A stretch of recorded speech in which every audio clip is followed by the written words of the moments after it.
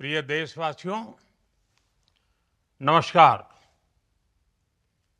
हम सभी ने बीते दिनों में देश का सामर्थ्य और उसका संयम दोनों देखा है। मैं सबसे पहले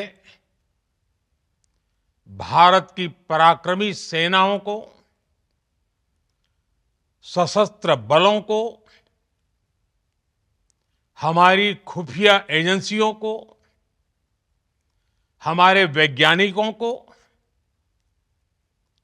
हर भारतवासी की तरफ से सैल्यूट करता हूं। हमारे वीर सैनिकों ने ऑपरेशन सिंदूर के लक्ष्यों की प्राप्ति के लिए असीम शौर्य का प्रदर्शन किया। मैं उनकी वीरता को, उनके साहस को, उनके पराक्रम को आज समर्पित करता हूं हमारे देश की हर माता को, देश की हर बहन को और देश की हर बेटी को ये पराक्रम समर्पित करता हूं। साथियों, 22 अप्रैल को पहलगाम में आतंकवादियों ने जो बर्बरता दिखाई थी, उसने देश और दुनिया को झकझोर दिया था। छुट्टियां मना रहे निर्दोष मासूम नागरिकों को धर्म पूछकर उनके परिवार के सामने, उनके बच्चों के सामने बेरहमी से मार डालना, यह आतंक का बहुत विभत्स चेहरा था, क्रूरता थी। ये देश के सद्भाव को तोड़ने की घिनौनी कोशिश भी थी। मेरे लिए व्यक्तिगत रूप से ये पीड़ा बहुत बड़ी थी। इस आतंकी हमले के बाद सारा राष्ट्र, हर नागरिक, हर समाज, हर वर्ग, हर राजनीतिक दल एक स्वर में आतंक के खिलाफ कड़ी कार्रवाई के लिए उठ खड़ा हुआ। हमने आतंकवादियों को मिट्टी में मिलाने के लिए भारत की सेनाओं को पूरी छूट दे दी और आज हर आतंकी, आतंक का हर संगठन जान चुका है कि हमारी बहनों बेटियों के माथे से सिंदूर हटाने का अंजाम क्या होता है।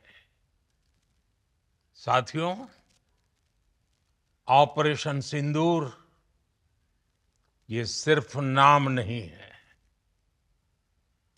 ये देश के कोटि कोटि लोगों की भावनाओं का प्रतिबिंब है।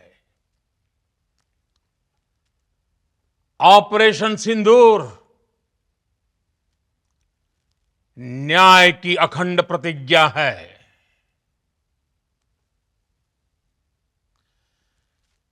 6 मई की देर रात, 7 मई की सुबह पूरी दुनिया ने इस प्रतिज्ञा को परिणाम में बदलते देखा है। भारत की सेनाओं ने पाकिस्तान में आतंक के ठिकानों पर, उनके ट्रेनिंग सेंटर्स पर सटीक प्रहार किया। आतंकियों ने सपने में भी नहीं सोचा था कि भारत इतना बड़ा फैसला ले सकता है। लेकिन जब देश एकजुट होता है, नेशन फर्स्ट की भावना से भरा होता है, राष्ट्र सर्वोपरि होता है, तो फौलादी फैसले लिए जाते हैं, परिणाम लाकर दिखाए जाते हैं। जब पाकिस्तान में आतंक के अड्डों पर भारत की मिसाइलों ने हमला बोला, भारत के ड्रोन्स ने हमला बोला, तो आतंकी संगठनों की इमारतें नहीं, बल्कि उनका हौसला भी थर्रा गया। बहावलपुर और मुरिद के जैसे आतंकी ठिकाने एक प्रकार से ग्लोबल टेररिज्म की यूनिवर्सिटीज रही है।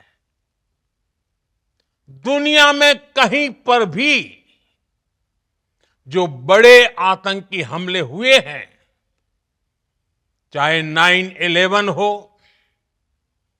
चाहे लंदन ट्यूब बॉम्बिंग हो, या भारत में दशकों से जो बड़े बड़े आतंकी हमले हुए हैं, उन सब के तार कहीं ना कहीं आतंक के इन्हीं ठिकानों से जुड़ते रहे हैं। आतंकियों ने हमारी बहनों का सिंदूर उजाड़ा था, इसलिए भारत ने आतंक के ये हेडक्वार्टर्स उजाड़ दिए। भारत के इन हमलों में 100 से अधिक खूंखार आतंकवादियों को मौत के घाट उतारा गया है। आतंक के बहुत सारे आका बीते 2.5-3 दशकों से खुलेआम पाकिस्तान में घूम रहे थे, जो भारत के खिलाफ साजिशें करते थे।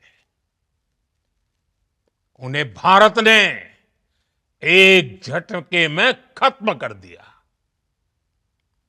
साथियों, भारत की इस कार्रवाई से पाकिस्तान घोर निराशा में गिर गया था, हताशा में गिर गया था, बौखला गया था। और इसी बौखलाहट में उसने एक और दुस्साहस किया।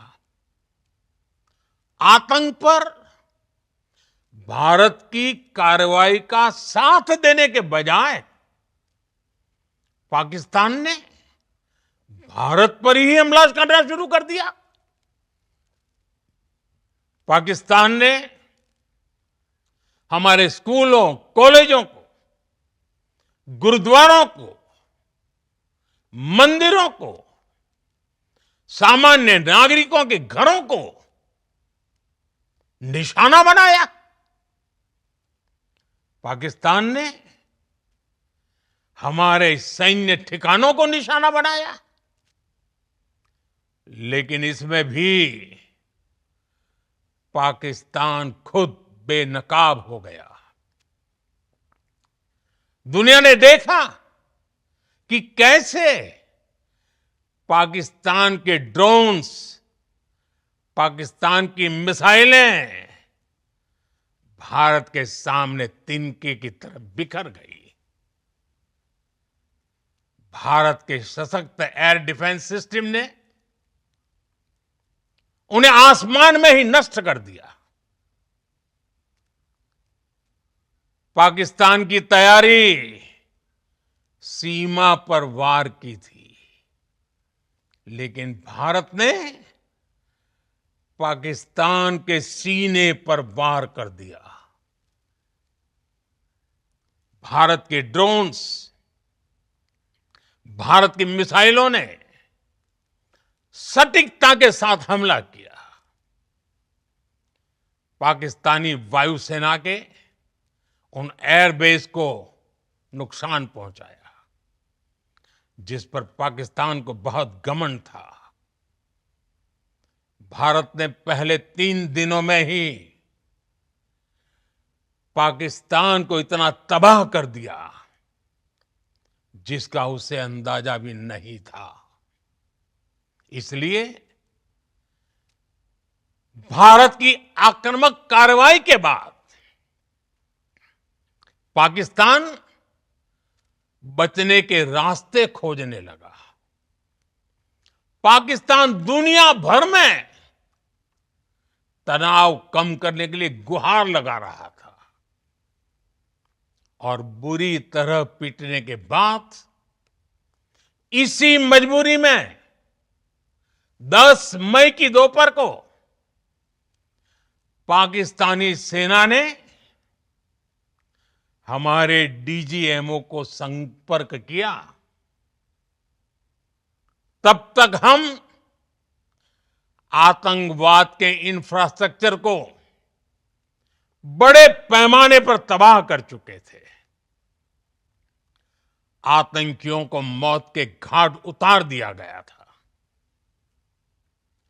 पाकिस्तान के सीने में बसाए गए आतंक के अड्डों को हमने खंडहर बना दिया था। इसलिए जब पाकिस्तान की तरफ से गुहार लगाई गई, पाकिस्तान की तरफ से जब ये कहा गया कि उसकी ओर से आगे कोई आतंकी गतिविधि और सैन्य दुस्साहस नहीं दिखाया जाएगा, तो भारत ने भी उस पर विचार किया। और मैं फिर दोहरा रहा हूं, हमने पाकिस्तान के आतंकी और सैन्य ठिकानों पर अपनी जवाबी कार्रवाई को अभी सिर्फ स्थगित किया है। आने वाले दिनों में हम पाकिस्तान के हर कदम को इस कसौटी पर मापेंगे कि वो क्या रवैया अपनाता है। साथियों, भारत की तीनों सेनाएं,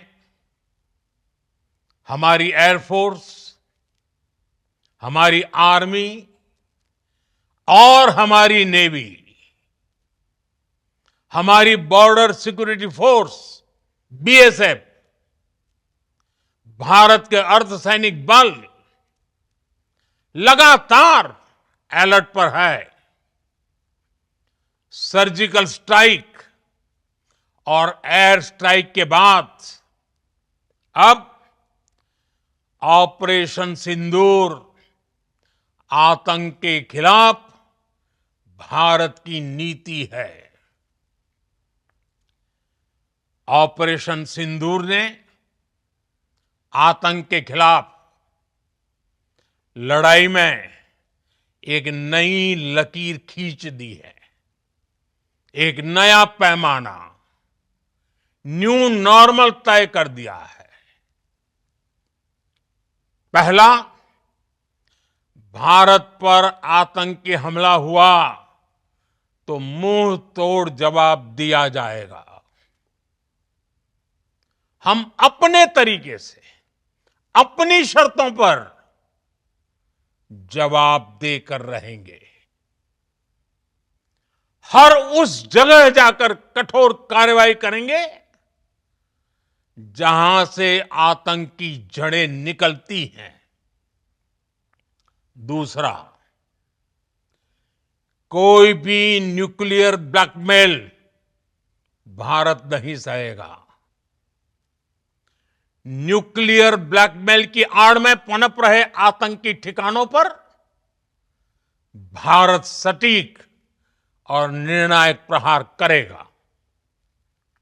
तीसरा, हम आतंक की सरपरस्त सरकार और आतंक के आकाओं को अलग अलग नहीं देखेंगे। ऑपरेशन सिंदूर के दौरान दुनिया ने पाकिस्तान का वो घिनौना सच फिर देखा है, जब मारे गए आतंकियों को विदाई देने पाकिस्तानी सेना के बड़े बड़े अफसर उमड़ पड़े। स्टेट स्पॉन्सर्ड टेररिज्म का ये बहुत बड़ा सबूत है। हम भारत और अपने नागरिकों को किसी भी खतरे से बचाने के लिए लगातार निर्णायक कदम उठाते रहेंगे। साथियों, युद्ध के मैदान पर हमने हर बार पाकिस्तान को धूल चटाई है और इस बार ऑपरेशन सिंदूर ने नया आयाम जोड़ा है। हमने रेगिस्तानों और पहाड़ों में अपनी क्षमता का शानदार प्रदर्शन किया और साथ ही न्यू एज वॉरफेयर में भी अपनी श्रेष्ठता सिद्ध की। इस ऑपरेशन के दौरान हमारे मेड इन इंडिया हथियारों की प्रामाणिकता सिद्ध हुई। आज दुनिया देख रही है 21वीं सदी के वॉरफेयर में made in India defence equipments, इसका समय आ चुका है। साथियों, हर प्रकार के आतंकवाद के खिलाफ